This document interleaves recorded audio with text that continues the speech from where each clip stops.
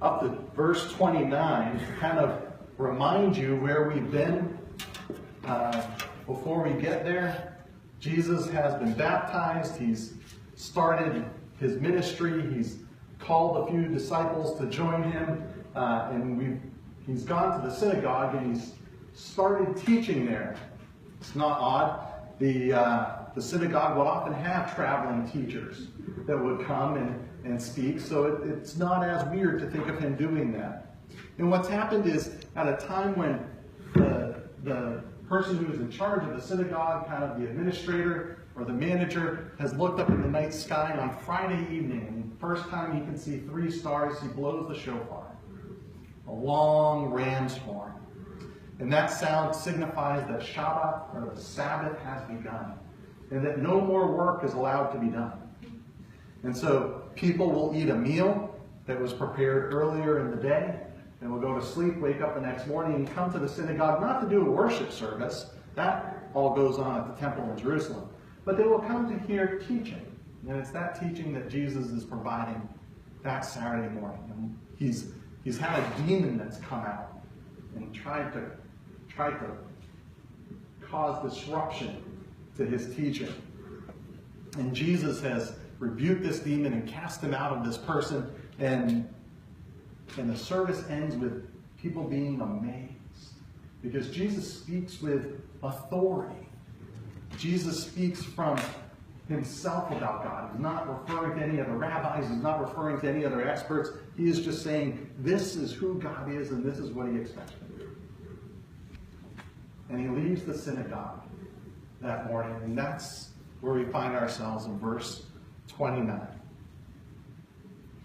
And immediately after they came out of the synagogue, they came into the house of Simon and Andrew with James and John.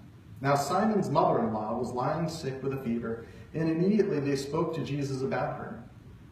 And he came to her and raised her up, taking her by the hand, and the fever left her, and she waited on him. When evening came, after the sun had set, they began bringing to him all who were ill and those who were demon-possessed. And the whole city had gathered at the door. And when he healed many who were ill with various diseases and cast out many demons, and he was not permitting the demons to speak, because they knew who he was. It's amazing to me that so many of these people that had witnessed Jesus at the synagogue are now coming to Simon and Andrew's house to seek his help with their relatives and their friends' problem. But what amazes me most is that they wait. You would think that if I had a friend or a relative that was suffering from a debilitating, maybe life-threatening illness, or I knew someone that was demon-possessed, and there was a cure, I would run home, grab that person, drag them down to that cure, and get it taken care of like that. But they wait until evening. Why do they wait until evening? See, the Sabbath isn't over yet. They can't do anything yet. So, what is traditional is they leave the synagogue, they go home, and they eat a meal, again, that had been prepared sometime during the day on Friday, the day before, because you can't do any cooking on the Sabbath. And then they would wait. They would wait for those 3 stars to appear in the evening sky again. That would tell them that Sabbath was over and they could go back to their daily lives again. Now, these laws that they're following, of course, everyone is probably familiar with the 10 Commandments given to Moses on Mount Sinai, right? One of them being that we should follow the Sabbath, that we should maintain the Sabbath and keep it holy, that we should rest just as God did on the 7th day after he created. But there's more to the Mosaic law than just those 10 verses. If you look through Leviticus and Deuteronomy, especially, you'll find lots of law written. Lots of law written. In fact, the first 5 books of the Bible, called the Torah, are called the books of the law. So all of them, Genesis, Exodus, Leviticus, Numbers, Deuteronomy, those 5 books are considered by the Jewish tradition to be the law. But that's not it. There's also something called oral law that's been passed down. It's law that's not written in those first 5 books, but was passed down verbally from generation to generation. The Jews believed that that was passed down without error, no mistakes. And it's written down eventually around 70, what they say CE now. They don't use AD and that they use CE, Common Era. So 70 AD now is what we would call it. About the time that the temple is being destroyed in Jerusalem, they get concerned that this oral tradition will be lost. And so they write it down in something called the Talmud.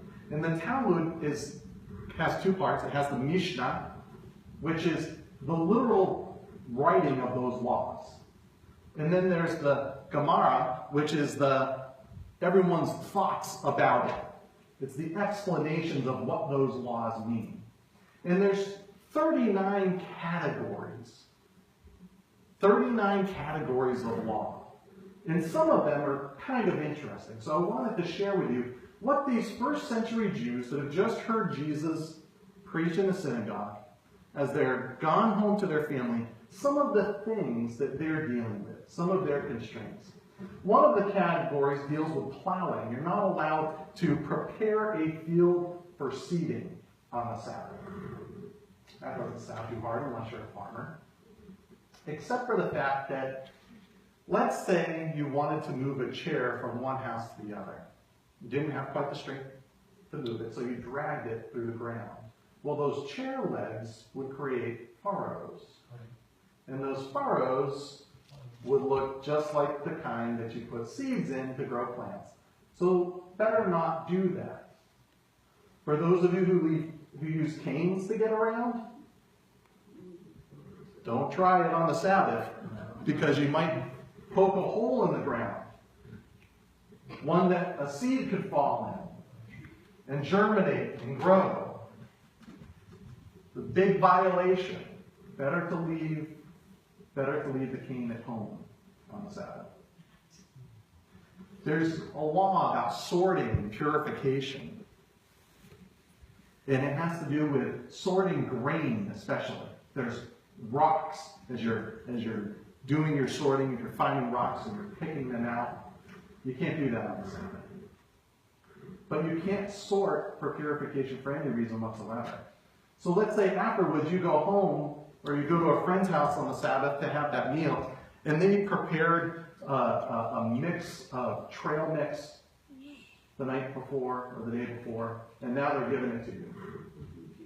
And you don't like the nuts. You just want the raisins. Well, it is okay to pick out just the raisins if that's what you want, as long as you're not using a spoon to do it with, because that is not allowed to use a tool. You have to use your hands.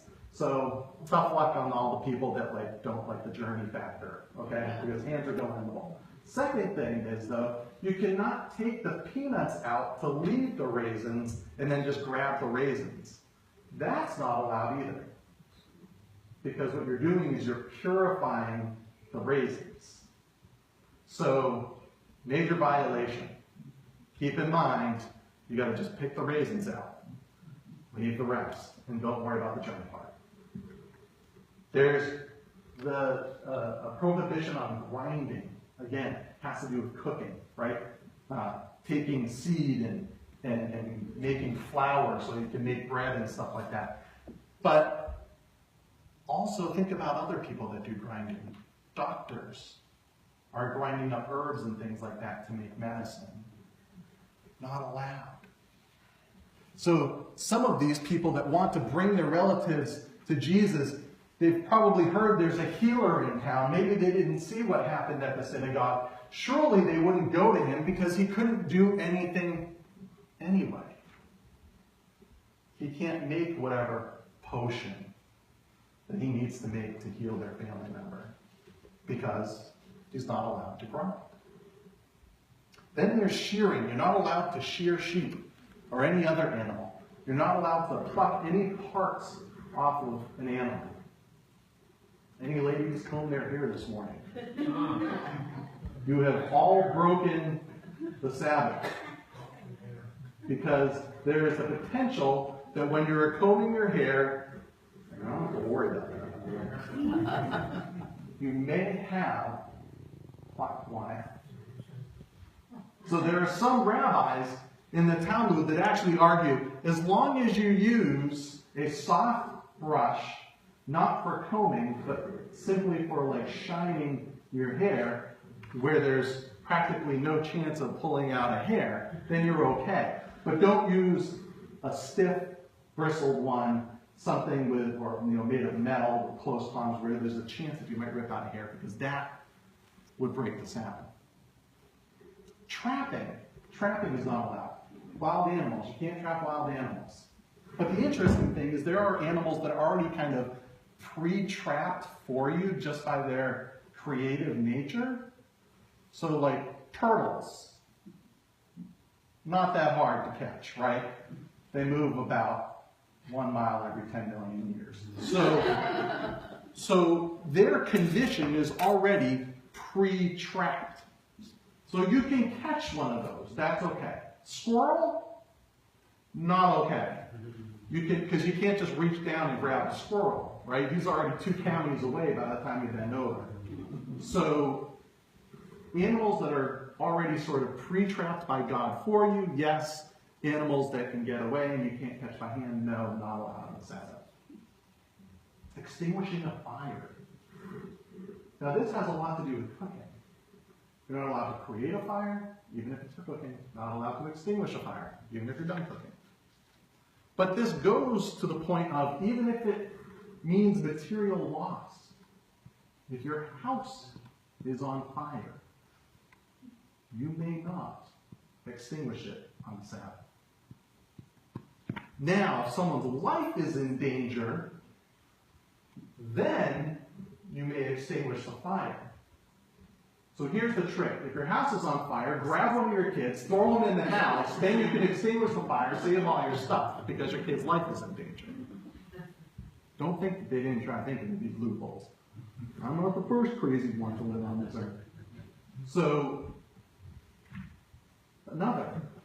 Can't even save your home. Can't even save your belongings, your business.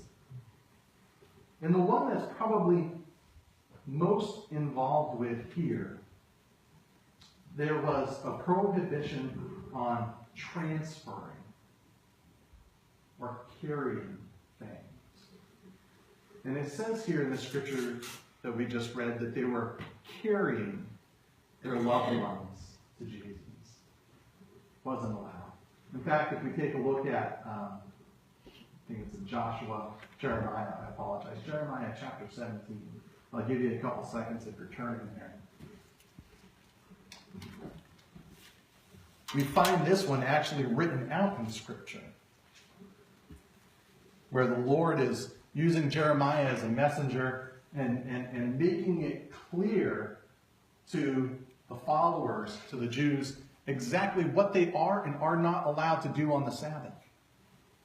It says, beginning in verse 19, Thus the Lord said to me, Go and stand in the public gate, through which the kings of Judah come in and go out, as well as in all the gates of Jerusalem, and say to them, Listen to the word of the Lord, kings of Judah, and all inhabitants of Jerusalem, who come in through these gates. Thus says the Lord, Take heed for yourselves, and do not carry any load on the Sabbath day, or bring anything in through the gates of Jerusalem.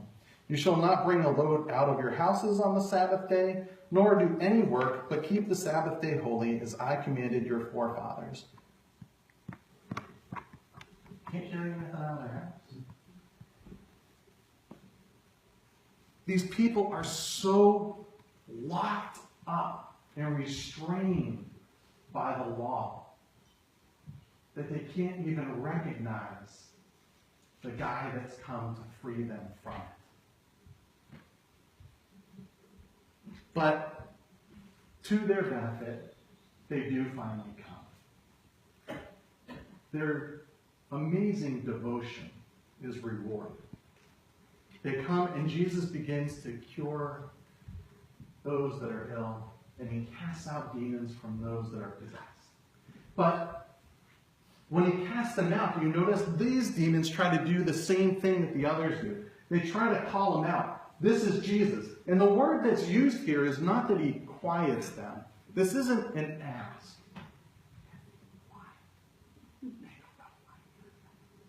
That's not what's happening. The word that's used in the Hebrew actually means to muzzle. Jesus hasn't asked nicely. He hasn't even told them nicely. He has literally caused them to be silent. He has restrained them. It's incredible power.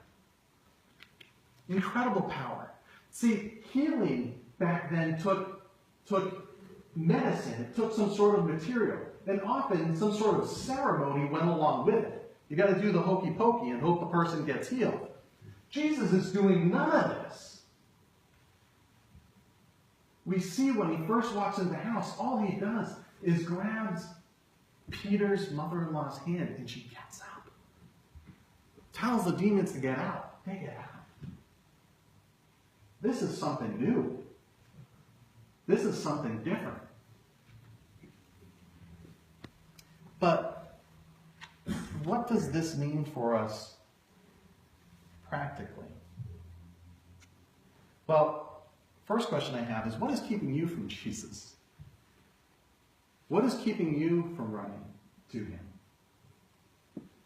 We don't think of the laws from the Jewish tradition keeping us separate from Jesus, but, you know, I've always believed that we are not that different than the Jews. We put rules and stipulations and regulations on our relationship with God just as much as they do. Here's a few thoughts. Women's clothing. How long does a woman's dress or skirt have to be before she's sinning? Is it knee length? Is it between the knee and the ankle? At what point is a woman not a Christian because of the skirt length that she's wearing? Alcohol. Exactly what does your blood alcohol level have to be before you're not a Christian? Is it okay to have one drink? Can you not have any drinks? We've got to come to terms with one of the first miracles that Jesus performs in the Gospel according to John is that he turns water into wine.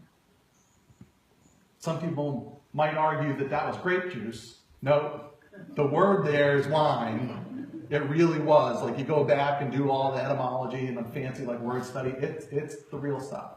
Not only that, it tells us it was the good stuff. Have we put expectation and stipulation on something that maybe God hasn't? Dancing. Is it okay to do ballroom dancing, but not hip-hop dancing? If you do hip-hop dancing, then you're sinning. But if you're doing ballroom dancing, then you're not sinning. How about earrings? I once was talking with a lady. We were in the very beginning stages of maybe beginning a relationship until she said, "Oh, my dad noticed you have an earring in your picture. Sorry, I just want to let you know that that is not biblical, completely unchristian, and I can no longer talk to you ever again." Ooh, I'm glad she told me. How about church attendance? Is it possible that we become legalistic about church attendance? I'm not saying that attending church is bad. Please all come back next week. But is it okay to miss church to go to a wedding? My sister missed a relative's wedding because she didn't want to miss church. She thought she'd be sinning. I'm not going to tell you it's right to go watch the Reds get in the Ravens in this church. I don't know if that's okay. Especially because you're probably going to find a lot more joy here than you are going to be watching those two teams. That was very nice of them. And I'm not saying that we should go and sin willy-nilly. That's not what Jesus came for. But what I do wonder is, are there things, stipulations, laws that we are putting on ourselves, on others, that keep us from a genuine, real, loving, joy-filled relationship with Jesus? Is there? Second thing, you are saved to serve. Did you notice? Well, first, did you notice that Peter has a mother-in-law? That's Simon Peter. If he has a mother-in-law, that means he was married at some point. It doesn't mention his wife in this, but so at least one of the disciples was married. Didn't know that right off the top of my head. But did you notice what her response is? You know, it seems natural, even today. If I have some friends over, right, and one of the kids is sick, obviously, or my wife is sick, or somebody is sick, obviously someone is missing, right? So you just explain, oh, my mom's not feeling well today.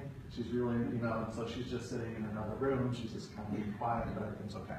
Or maybe they're afraid of getting Jesus sick, and so they want to let him know, don't shake her hand. She's kind of not feeling well. Just be careful around her, right? Or maybe, after seeing what happened in the synagogue, maybe they are wondering, can he do something about this? All it takes is a touch from his hand. She gets up, and she sits on the couch, turns on Roman gladiators, and grabs a cup of wine. No. The scripture tells us she waited on him.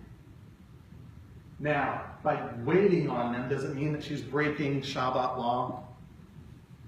The rules of government? Is she doing work? I don't know. Probably not. There are some things you're allowed to do. You are allowed to carry things within your house. You just can't transfer it from one place to another. So she could be bringing them food. She could be bringing them water with which to wash their feet. She could be doing all these things. But what's amazing to me is she's doing them.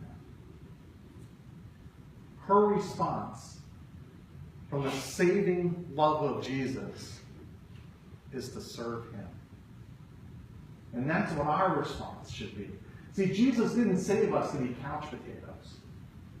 He didn't raise us up from the dead so we could take a nap. That was the reason he would just left us asleep. He raises us from the dead so we can be awake and alive. What is the reason for healing a sick apple tree if it's not going to produce any more apples? There's none. Throw it in the fire and burn it. But the expectation for us and the right response to a loving, saving Messiah is to go and serve him. Amen. Amen. If you would, please stand and sing our last hymn for this morning. Since Jesus came into my heart. Thank you, Frank.